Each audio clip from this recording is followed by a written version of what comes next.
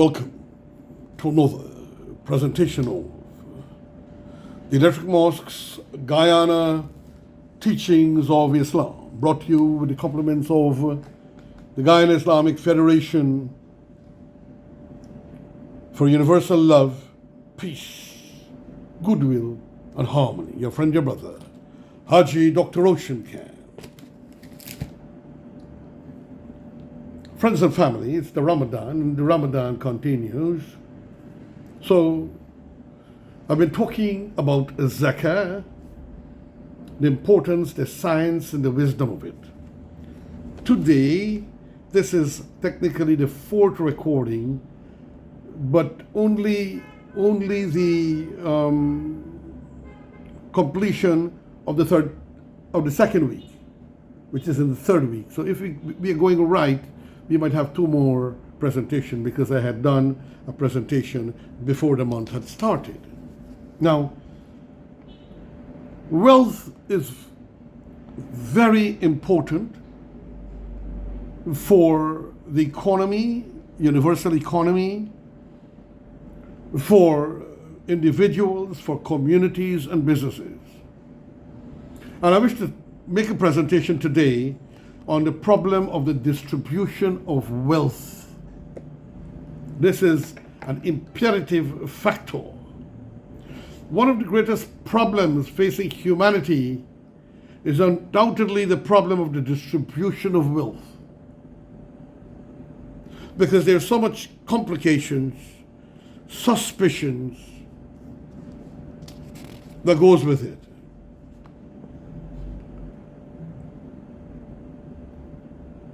With which is also bound up the question of political power. With wealth, usually there is political power and political power play. The system of capitalism, which is the foundation stone, so to say, of the materialistic civilization of modern Europe, has led to the concentration of wealth in fewer and fewer hands. Political power has followed in the wake of wealth. The insatiable thirst for wealth on the part of the capitalists, who are the real controllers of political power, has reduced many nations who are the real controllers, and I repeat, has reduced many nations of the world to a state of slavery, and regular plunder has been legalized under different high-sounding phrases such as colonization, occupation, mandate, sphere of influence, and so on. We must understand it is this greed, this by the Europeans, that caused the destruction of the American Indians, the Apache Indians in America. And today, because they had won the war, they are writing books to say that the American Indians were never there. They are writing their books that black people, Africans, were never there when they went to Africa. So they created the black people, which will appear the white Europeans, in Africa. No, none of the indigenous people of South America and the Caribbean were ever there. They are coming and finding these lands at the flick of a finger. They manufacture humanity. And I go on. And regular plunder has been legalized under different sounding phrases such as colonization, for repetition, occupation, as Israel is doing to the Palestinians, mandate, sphere of influence, and so on. The reaction against capitalism set in towards the middle of the 19th century came under this name of socialism. That's the reaction to capitalism. And gradually developed as severely as capitalism still holds other countries. So in the middle of the 19th century, came under the name of Socialism and gradually developed into what is now known as Bolshevism. It holds Russia in its grip, perhaps as severely as capitalism still holds other European countries. Everything for them, nothing for the original peoples of the lands of the world. Whether in Russia it has come to stay is a question which only the future can decide. But there is one thing that strikes one as very strange. Bolshevism, which has come in to liberate the people, is as much of a bondage as capitalism. The autocracy of Tsardom has only given place to the autocracy of the Soviet. But then there was another revolution that took place non-violently, and things changed somewhat and went to a capitalist society in which the power seems to be in the hands of only one man. The question before us, however, is has Bolshevism, by state ownership of all means of production, finally solved the great problem of the distribution of wealth? Has it? A few years are but as one moment, or even less, in world history.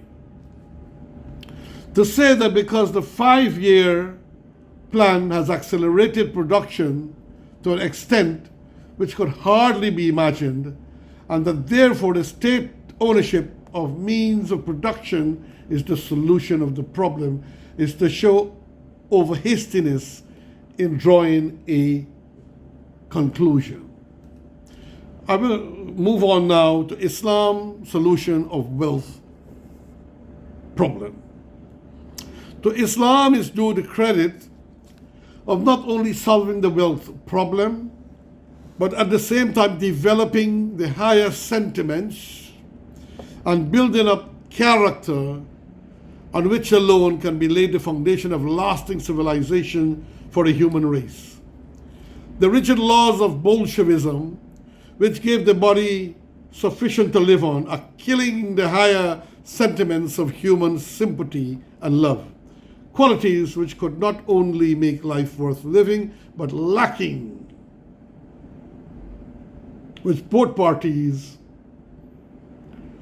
but lacking of humanity, must degenerate into the worst of barbarism. Remember, ladies and gentlemen, we are fasting, so the body reacts in certain ways at certain times. Islam accomplishes both objects by the state of institution of charity, which goes under the name of Zakat or poor rate. So explaining what Islam has done. Every possessor of wealth in the Islamic community is required to contribute annually 1/40th of his wealth to a common fund, which is managed by the state or by the Muslim community where there is no Muslim state. And this fund is utilized by the state or community for the amelioration of the condition of the poor, that is, to be distributed amongst the poor. There are other responsibility for the zakah as well. Zakah, therefore, acts not only as a leveling influence, but also a means of developing higher sentiments of man, the sentiments of love and sympathy towards his fellow men, while the rigid system of state ownership and equality of distribution helps to kill man's higher instincts. By this means, too, wealth is made to circulate in the body politic, generally, in Islam. Just as blood circulates in a living organism, a fixed portion of the wealth or the richer members being drawn to the center, whence it is sent forth to the other parts of the body politic, which need it most, those people who are in need of support and help. The institution of zakah thus becomes not only a leveling influence, but also one of the means for the uplift of the nation as a whole. Zakat under modern conditions. It will thus be seen that Zakat proper is only a charge on accumulated wealth. It's a charge on accumulated wealth and is intended to do away with the inequalities of capitalism. Wealth has a tendency to accumulate, and Zakat aims at its partial redistribution in such a manner that the community as a whole may derive some advantage of your or my accumulated wealth. That this is the science and wisdom behind it all. A part of the amassed wealth or capital of every individual is taken away annually and distributed among the poor and the needy. The zakat would therefore be payable on all cash hoardings or hoardings in gold and silver, as well as any form of capital, whether in the shape of cash or kind. Precious stones, as already stated, are accepted because the payment of zakat on them would necessitate their sale. Machinery employed in industry must follow the same rule. It should in fact be regarded in the same light as the implements of an artisan, and its earnings become taxable when the necessary condition as to the assessment of zakat are fulfilled. So if you have precious stones, zakat can be paid on that, otherwise you have to sell it. If you have machinery, zakat doesn't have to be paid on that, but except for the equipment manufactured out of it and that you earn cash from. Stock in trade should be regarded in a similar manner, that is to say, only the yearly profit should be taxable, not the stock itself. So if you own stocks and bonds, only the profit becomes zakatable. In the case of all things on which zakat is payable, whether cereals, livestock, or other articles of merchandise, their value should be determined and zakat levied at the universal rate at 2.5%. Where the Muslims live under non-Muslim governments, and the collection and disbursement of zakat cannot be undertaken by those governments. So you cannot give zakat to a non-Muslim government. The duty devolves on the Muslim community as a whole, and the institution of zakat must take the shape of a national Muslim institution in every country where there is a Muslim population. So you have to have a community. But we also know there are some community leaders. Whilst you can pay yourself if you are in need, some people have been taking most of all for themselves. I know that for a fact, and that's one of the problems in many cases that we have in Guyana. Some of the quality places that you can trust your zakat with is the Central Islamic Organization of Guyana, the Guyana Islamic Trust, the Darul Ulooms, which use the money internally for development.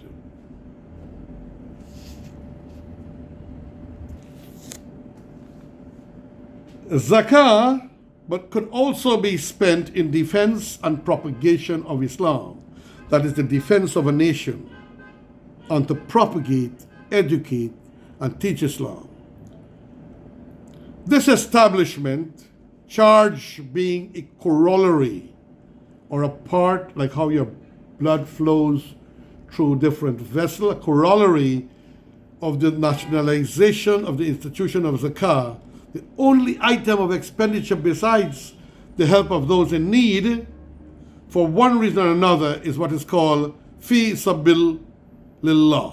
Fi sabilillah, or in the way of Allah, which is accepted generally as meaning warriors defending the faith. That is, military officers, soldiers. While such warriors are undoubtedly the most important national need of a community, it's equally true that they are an exception and not the rule, and hence the significance of the words fi sabilillah cannot be limited to them. But there is another paramount need of the Islamic community, which is called Jihad Kabir. Jihad Kabir, or the Great Jihad. Some people believe taking sword and gun and fighting and calling that jihad. It is not so. The Jihad Kabir, or the Great Jihad, and I will explain here now. And if we had pleased, we would have raised the warner in every tongue. So do not follow the disbelievers and strive against them, a mighty striving, jihad and kabiran with it. Chapter 25, 51 and 52.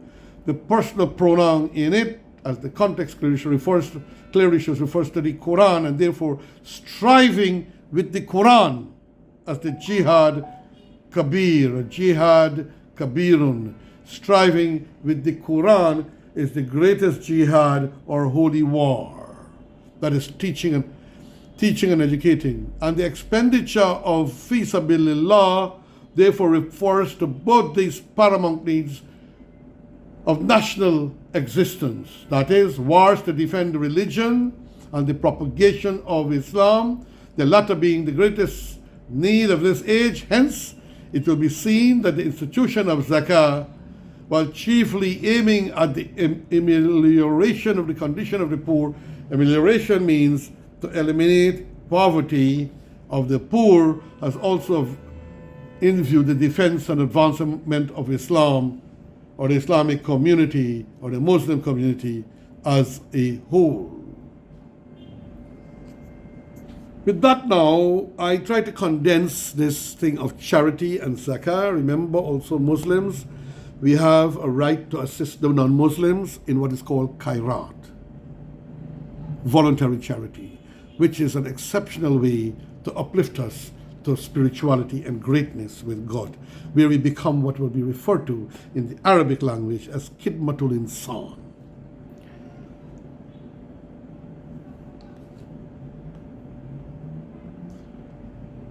So the primary significance of fasting, which is known as saum, which means abstaining in an absolute sense, in the technical language of Islamic law, saum and siyam signify fasting, abstaining from food and drink, and sexual intercourse from dawn till sunset, or marital relations. The institution of fasting in Islam came after the institution of prayer, salah, then fasting, in the 5 pillars of Islam. And it was in Medina in the 2nd year of the Hijrah that fasting was made obligatory, in the month of Ramadan was set apart for this purpose. Remember, the Ramadan means the fire, the burning, because we feel the fire and that burning in our chest, in our heart as fasters. So we know what it's like to be hungry, and hence we have a tendency to be more charitable. Before that, the Prophet used to fast as an optional devotion on the 10th day of Muharram. And he also ordered his followers to fast on that day, it being a fasting day for the Quraysh as well, according to Aisha, Bukhari 13:1. The origin of fasting in Islam may thus be traced to the time when the Prophet was still in Mecca, but according to Ibn Abbas, it was after his flight to Medina that he saw the Jews fasting on the 10th day on Muharram, and being told that Moses had kept a fast on that day in commemoration of the delivery of the Israelites from Pharaoh. He remarked that they, Muslims, were nearer to Moses than the Jews, and ordered that day to be observed as a day of fasting. Bukhari 30:69. Now, fasting is a universal institution. I dealt with quite a bit of that, but I'm going to do it again as we are approaching quickly the end of Ramadan. In the Quran, the subject of fasting is dealt with only in one place. That is the 23rd section of the 2nd chapter, though there is mention on other occasions of fasting by way of expiation, fidya, in certain cases. That is to ask forgiveness, or maybe to empower you to help, to pray and assist people. The section opens with the remark that the institution of fasting is a universal one. O you who believe, and this is a kind of a repetition, fast, O you who believe, fasting is prescribed for you as it was prescribed for those before you, that you may guard against evil. And the word is taqwa, God-centeredness, God-fearingness, and guard against evil. 2:183. The truth of the statement made here that fasting was prescribed for those before you is borne out by a reference to religious history. The practice of fasting has been recognized well universally in all the higher revealed religions, though the same stress is not laid down on it as in all, and the forms and motives vary from Islam. But the fact remains, friends and family, ladies and gentlemen, that fasting, all civilizations, all peoples, somewhere along the line have religiously fasted.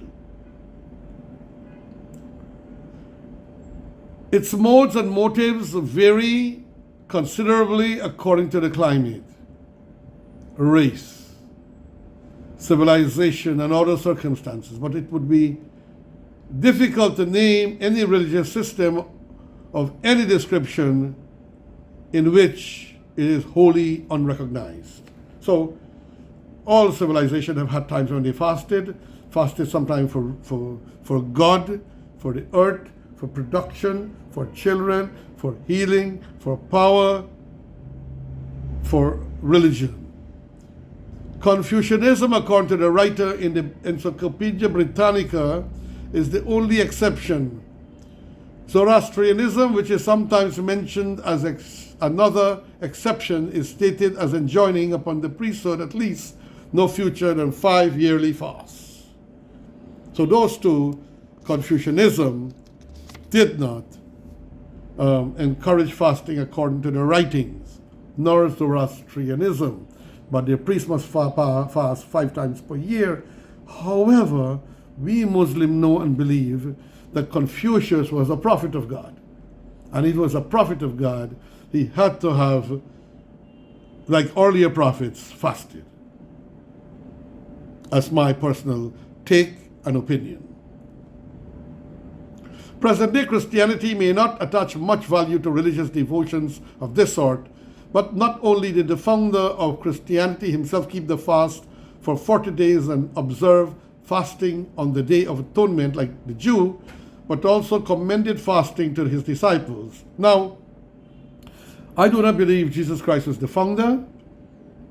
He was trying to reform Judaism, and he was killed for it. But he was never a founder. He said, I come not to change the law. But he was trying to modernize and teach them kindness and charity, for which he was killed. But he fasted on the mount, after which he imbibed tremendous power, and also on the atonement, the Day of Atonement, like any Jew, and a Jew he was, but also commended fasting to his disciples. Moreover, when you fast, be not as the hypocrites of a sad countenance, but thou, when thou fastest, anoint thine head and wash thy face. He's talking about the wudu. They must wash their face, anoint the head, wash their hands. But Prophet Muhammad took it a bit further in order to stay pure and to pray. Well, we do it 5 times per day. It appears that his disciples did fast, but not as often as did those of John the Baptist. John the Baptist was a heavy faster.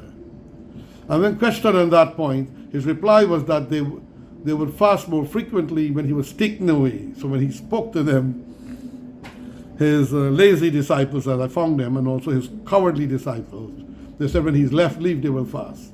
The early Christians are also spoken of as fasting. Even St. Paul fasted. Now, well, I don't believe Paul was a saint, but the writer is referring to him as a saint. I think he corrupted the teachings of Christ, but fasting was observed heavily by Isa alayhi salam. New meaning introduced by Islam.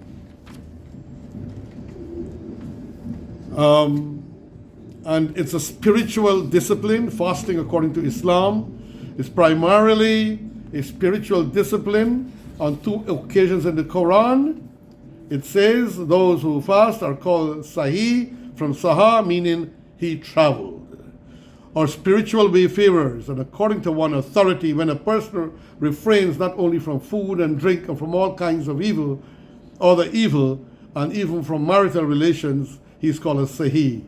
While speaking of Ramadan, the month in which fasting is ordained, the Quran refers to nearness to God as its attainment or an aim in fasting, and then adds, so they should hear my call by fasting and believing me, that they may walk in the right way. The tradition too, special stress is laid on the fact that the seeking of divine pleasure should be the ultimate object in fasting. Whoever fasts during Ramadan, having faith in me and seeking my pleasure, Bukhari 2:28, the Prophet said, fasting is a shield, so the faster should not indulge in foul speech. And surely the breath of a fasting man is pleasanter to Allah than the odor of musk. He refrains from food and drink and other desires to seek my pleasure. Fasting is for me only.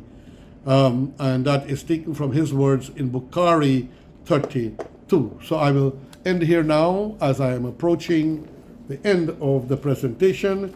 Dear beloved friends, family, brothers and sisters, we will deal with the moral discipline, social value of fasting, physical value of fasting, inshallah, for next week.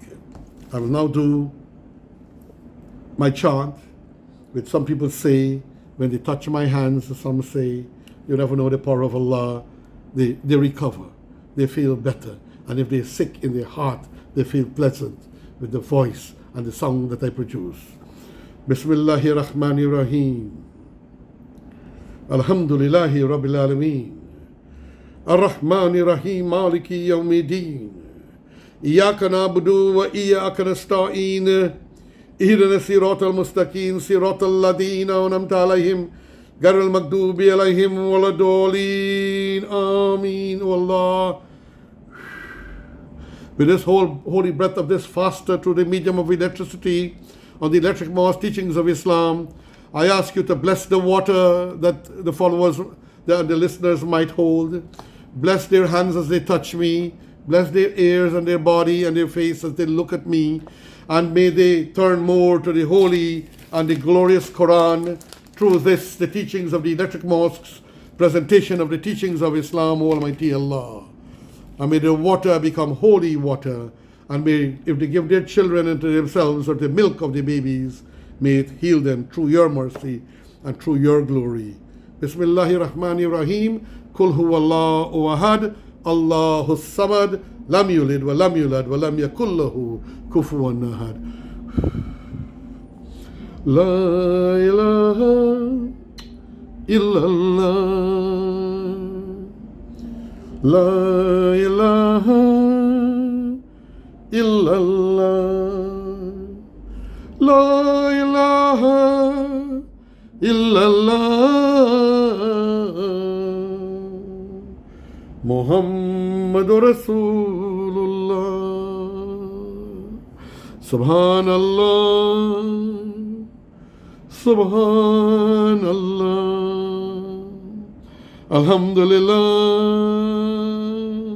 Alhamdulillah. Ilaha illallah, La ilaha illallah, La ilaha illallah. Muhammadur Rasulullah. Bless the listeners. Bless who try to touch my hand, O Almighty Allah. It's all through your mercy and through your glory. And I ask to our beloved Prophet Muhammad, the world prophet of love. Allahu Akbar. Allahu Akbar. La ilaha illallah. Allahu Akbar, Wallahu Akbar, Walillahil Hamd. Dearest beloved divine friends, family, Khuda Hafiz, Khuda Allah, go with God. Peace and blessing.